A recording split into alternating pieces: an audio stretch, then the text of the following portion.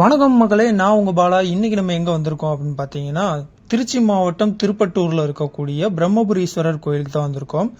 இந்தியாவிலே பல்வேறு பகுதிகளில் உள்ள 12 வகையான சிவலிங்கங்களையும் பிரம்மன் எடுத்துட்டு வந்து இங்க இருக்கக்கூடிய தீர்த்தத்துல நீராடி வழிபட்டதாக சொல்லுவாங்க. அதாவது பிரம்மன் தனக்கு 5 முகங்கள் உள்ளதுனால தானும் ஈசனுக்கு நிகரானவன் அப்படின்ற ஒரு செருக்கோட இருந்திருக்காரு. அந்த சமயத்துல அவருடைய அந்த ஆணவத்தை அழிக்க நினைச்ச சிவபெருமான் பிரம்மனோட ஒரு தலைய கிள்ளி எடுத்ததோட அவரை படைக்கும் தொழில் இனி பார்க்க முடியாத மாதிரி சாபம் விட்டுறாரு.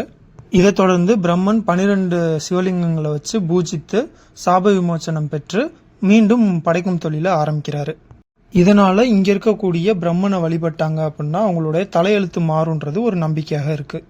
பிரம்மன் பிரதிஷ்டை செஞ்சு வழிபட்ட பிரம்மபுரீஸ்வரர், பழமலைநாதர், பாதாள ஈஸ்வரர், சுத்த ரத்தினேஸ்வரர், தாயுமானவர், சப்தரீஸ்வரர், காலத்திநாதர், சம்புகேஸ்வரர், கைலாசநாதர், அருணாச்சலேஸ்வரர், ஏகாம்பரேஸ்வரர், மண்டுகநாதர், இந்த 12 சிவலிங்கங்களும் இப்ப நம்ம பார்த்துட்டு இருக்கக்கூடிய இந்த பிரம்ம தீர்த்தத்தை சுத்தி அமைக்கப்பட்டிருக்கு. இந்த திருப்பட்டூர் பிரம்மபுரீஸ்வரர் கோவில்ல வருஷம் வருஷம் குருபெயர்ச்சி விழாவும் வாரம் வாரம் வியாழக்கிழமை பிரம்மருடைய சன்னதியில சிறப்பு வழிபாடும் நடைபெறுது. தமிழ்நாட்டில் பல்வேறு பகுதிகளில் இருந்து வரக்கூடிய பக்தர்கள் இங்க இருக்கக்கூடிய பிரம்மனை வழிபட்டுட்டு போறாங்க. இந்த கோவிலில் இருக்கக்கூடிய பிரம்மன் வியாழக்கிழமைகள்ல மஞ்சள் காப்பு அலங்காரத்தோட காட்சியளிக்கிறாரு. யாருக்கெல்லாம் தலையெழுத்து மாற வேண்டும் அப்படின்ற விதி இருக்கோ அவங்களாம் இந்த கோவிலில் இருக்கக்கூடிய பிரம்மாவை பார்க்க முடியும் அப்படின்றது ஒரு ஐதீகமா இருக்கு. இந்த பிரம்மபுரீஸ்வரர் கோவில்ல வைகாசி மாத சதய நட்சத்திரத்தன்று பதஞ்சலி மகரிஷி குரு பூஜை நடைபெறுது.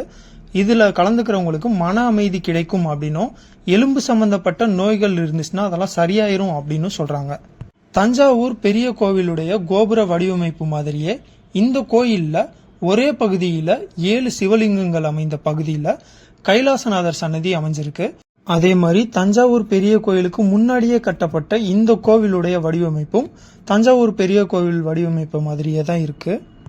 திருமண தடை இருக்கிறவங்க, கணவன் மனைவி பிரச்சனை இருக்கவங்க, தொழில் வியாபார விருத்திக்காக வேண்டவங்க, இவங்க எல்லாரும் இங்க இருக்கக்கூடிய பிரம்மனை வேண்டிக்கிட்டாங்க அப்படின்னா அவங்களுக்கு அதெல்லாம் கிடைக்கும் அப்படின்றது ஒரு ஐதீகமா இருக்கு.